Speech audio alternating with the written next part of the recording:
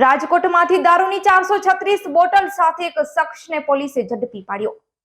રાજકોટ શહેરની ભાગોળી આવેલા શાપર પાસે આવેલ કારખાનાના શેડમાંથી દારૂની 436 બોટલ સાથે એક શખ્સને પોલીસે ઝડપી પાડ્યો છે।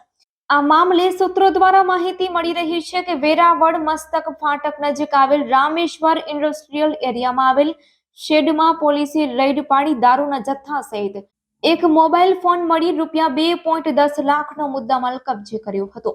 ત્યારબાદ પકડાયેલા શખ્સની પૂછતાછ કરતા સામે આવેલ કે લસણના વેપારમાં ખોટમાં જતા તેણે દારૂ વેચવાનો ધંધો શરૂ કર્યો હતો।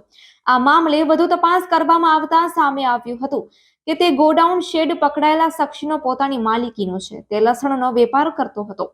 આ ગોડાઉનમાં તેણે દારૂનો જથ્થો સંગ્રહી રાખેલ હતો। પોતે રાજકોટ રહે છે અને અહીં દારૂ રાખી છૂટક બોટલોનું રાજકોટમાં વેચાણ કરતો હતો। પોલીસે તમામ મુદ્દામાલ કબજે કરી આગળની વધુ કાયદેસરની કાર્યવાહી હાથ ધરી છે।